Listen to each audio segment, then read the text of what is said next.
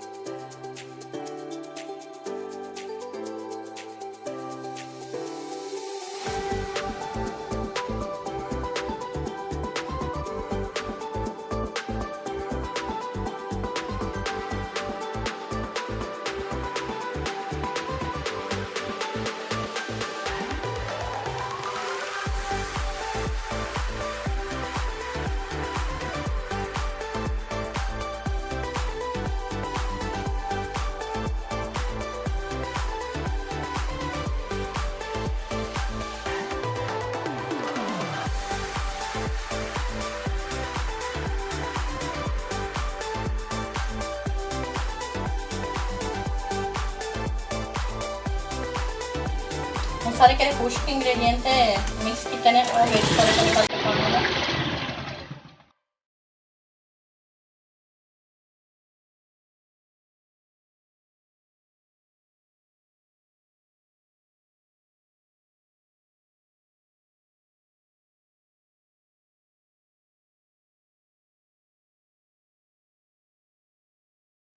उन्हें सेट करने वास्ते एक 2 बारी मारना पैंदा है।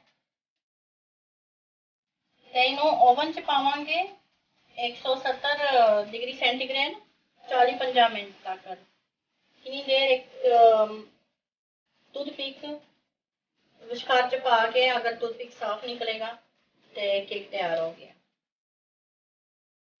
हुण माशाल्लाह वेखियो निकल आया जो केक ते वेखांगे एक तीली पा के देखियो साफ है माशाल्लाह। ਹੁਣ ठंडा होएगा फिर इनू क्रीम बनावांगे। कितनी देर साडा केक ठंडा नहीं होंदा इन्नी देर असीं क्रीम बना लैने आ। क्रीम वास्ते मैं लिया 125 ग्राम मक्खन ते 1 डब्बी क्रीम फिलाडेल्फिया ते आइसिंग शुगर चाहिए है 200 ग्राम। मेरे को आइसिंग शुगर नहीं है तो मैं चीनी नूं पीस लैनी है 200 ग्राम एसेंस वनीला एसेंस 1 चम्मच चीनी को पीसना है। मक्खन को थोड़ा बीट करने यानी कि मिक्स करने हैं थोड़ा फ्लफी हो जाए।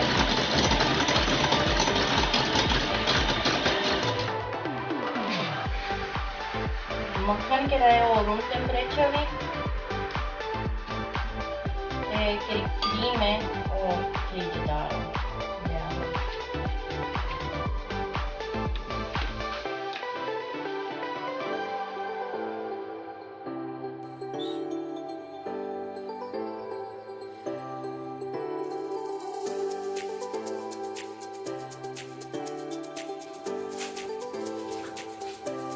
ਹੁਣ ਚੀਨੀ ਪਾਵਾਂਗੇ।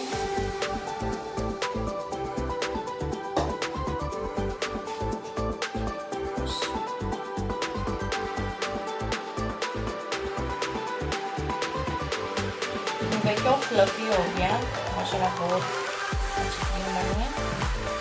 ਹੁਣ ਅਸੀਂ ਕੇਕ ਨੂੰ ਕੱਟਨੇ ਆ ਵਿਚਕਾਰ ਚ।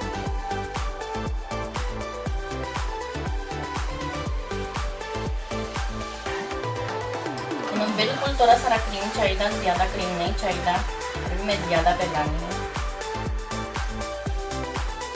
क्योंकि मैं किनारे तो नहीं ला लगी, यानी कि साइडा पे इंज रहना ज़्यादा अच्छा लगेगा। कोई बर्थडे केक नहीं, कोई नहीं, उनसे दिल कीता कोई मीठा चीज़ बंदा मीठी चीज़ खा ले। सॉरी अगर तुहानू समझ ना आए, मेरी असल ज़बान थोड़ा फ़र्क है।